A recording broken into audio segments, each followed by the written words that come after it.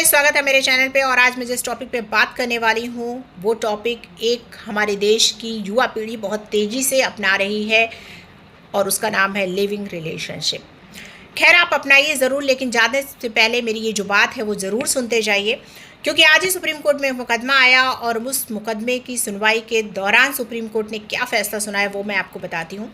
असल में एक पुरुष और एक महिला थे जो कि लिविंग रिलेशनशिप में रह रहे थे। हालांकि जो महिला थी उनकी पहले शादी हो चुकी थी और शादी के कुछ दिनों बाद ही उनके पति का देहांत हो गया। तो देहांत हो जाने के बाद वो एक पुरुष के संपर्क में आती हैं और उनके साथ वो 15 साल तक लिविंग रिलेशनशिप में रहती हैं। उस दौरान वो एक बच्चे को जन्म भी देती हैं जो कि 7 साल का था। अब 15 साल बाद वो उस पुरुष के ऊपर FIR दर्ज करती हैं और कहती हैं कि उन्होंने मेरा शोषण किया है। खैर, मामला सुप्रीम कोर्ट पहुंचता है तो सुप्रीम कोर्ट इस बात को सुनने के बाद वो हैरान होता है और वो कहता है कि 15 साल बाद आपको ऐसा लग रहा है कि उस पुरुष ने मेरा शोषण किया है।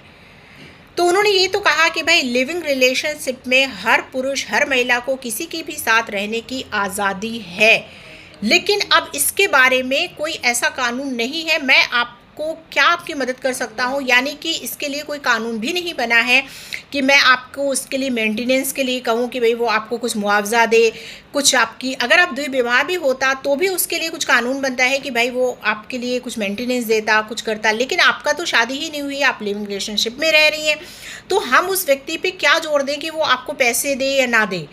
खैर, सबसे बड़ी सोचने वाली बात यह है कि वो जो 7 साल का बच्चा है उसके लिए क्या व्यवस्था करी जाए।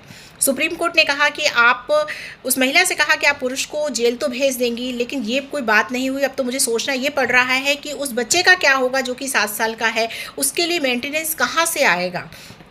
तो उन्होंने ये कहा कि आप साथ में रह सकता है हर व्यक्ति, लेकिन उसके लिए कानून कुछ भी नहीं बना है। यानी कि अगर जो लिविंग रिलेशनशिप में रह रहे हैं, चाहे वो महिला हो या पुरुष हो, तो अगर वो जितने दिन तक उनका मन है तो साथ में रह सकते हैं, और जब उनका मन खत्म यानी कि वो आपको छोड़ के कभी भी जा सकते हैं। और उसके लिए कोई भी कानून अभी तक नहीं बना है कि वो आपको मुआवजा दे या कुछ भी दे। तो उन्होंने यही कहा कि मैं तो बस यही कह सकता हूँ कि आप लोग आपस में बैठ करके मध्यस्थता के साथ समझौता करके वो जो बच्चा है उसके लिए कुछ पैसे की व्यवस्था करें ताकि उसका जो लालन पालन हो सके, वरना इसके लिए कोई भी कानून नहीं बना है। तो अब आप समझ गए होंगे कि लिविंग रिलेशनशिप में रहना तो बहुत आसान है, लेकिन इसके लिए कोई भी कानून अभी तक नहीं बना है दोस्तों। तो अगर आपका कोई भी रिश्तेदार या कोई भी इस रिलेशनशिप में रह रहा है तो प्लीज़ उनको सतर्क कर दीजिए कि या तो वो विवाह कर लें, क्योंकि इसके लिए कोई भी कानून नहीं बनता है और ना ही कोई भी अपराधी माना जाता है। उम्मीद है आपको मेरी जानकारी अच्छी लगी। अगर अच्छी लगी तो प्लीज़ मेरे चैनल को लाइक सब्सक्राइब करना मत